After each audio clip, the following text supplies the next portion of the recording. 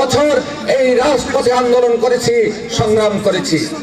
গত 17 বছরে বাংলাদেশের মানুষকে ফ্যাসিবাদী আওয়ামী লীগ সরকার জাতীয়তাবাদের কর্মীদেরকে বিভিন্নভাবে মিথ্যা মামলা দিয়ে, বিভিন্নভাবে হয়রানি করে, বিভিন্নভাবে গুম খুন করে জাতীয়তাবাদের কর্মীদেরকে স্তব্ধ করার নীল নকশা করা হয়েছিল, যার ফলশ্রুতিতে বিভিন্ন চড়াই উত্তরায়ের মধ্য দিয়ে জাতীয়তাবাদের সৈনিকরা বেগম খালেদা জিয়ার নেতৃত্বে জাতীয়তাবাদের চেতনাকে ধারণ করে বাংলাদেশের মানুষের অধিকার আদায়ের জন্য তারা দীর্ঘদিন রাজপথে আন্দোলন করেছে, রাজপথে সংগ্রাম করেছে।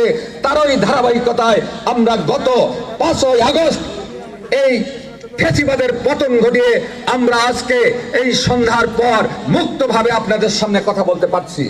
আজকে আপনাদের সামনে মুক্তভাবে আমাদের অধিকারের কথা, আমাদের গণতন্ত্রের কথা, বাংলাদেশের মানুষের হৃদয়ের কথা, বাংলাদেশের মানুষের চাওয়া পাওয়ার কথা, বাংলাদেশের মানুষের ভবিষ্যতের কথা আমরা মুক্তভাবে বলতে পারতেছি।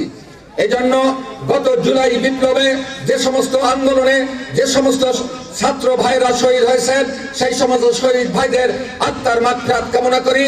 যে সমস্ত ছাত্র ভাইরা, যে সমস্ত ছাত্র যুবক জনতা নিহত হয়েছেন এবং যে সমস্ত ছাত্র জনতা আহত হয়ে এখনো হাসপাতালে কাতরাচ্ছেন, যারা পঙ্গুত্ব বরণ করেছেন, তাদের সুস্থতা কামনা করি, তাদের প্রতি সহমর্মিতা জ্ঞাপন করছি।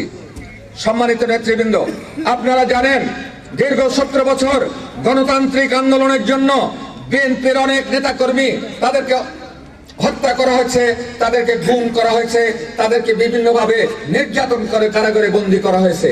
আপনারা জানেন গত 17 বছরে ফ্যাসিবাদী সরকার তাদের একনায়কতান্ত্রিকভাবে রাষ্ট্র পরিচালনা করার জন্য বিভিন্নভাবে বিএনপির নেতাকর্মীদেরকে নির্যাতন করা হয়েছে, যার ফলে বাংলাদেশের পরীক্ষিত অনেক ত্যাগী নেতাকর্মীকে গুম করা হয়েছে, খুন করা হয়েছে এবং যার ফলে অনেক আমাদের কৃতি সন্তান, এক সময় তুকর ছাত্র নেতা, সিলেটের বিভাগীয় সাংগঠনিক সম্পাদক ইলিয়াস আলীকে গুম করা হয়েছে।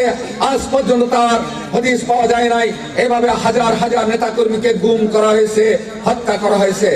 আপনারা জানেন বাংলাদেশে প্রায় 45 লক্ষ নেতাকর্মীকে মিথ্যা মামলা দিয়ে জেলখানা পুড়িয়ে রাখা হয়েছে, যাতে করে ফ্যাসিবাদের বিরুদ্ধে কেউ কথা বলতে না পারে, যাতে করে এই আওয়ামী লীগের তৎকালীন আওয়ামী লীগের দুঃশাসনের বিরুদ্ধে কেউ কথা বলতে না পারে। যার কারণে গ্রাম থেকে বিভিন্ন ওয়ার্ড পর্যায় থেকে শুরু করে থানা, উপজেলা, জেলা পর্যায়ে জাতীয়তাবাদের বিভিন্ন নেতা কর্মীদেরকে খুঁজে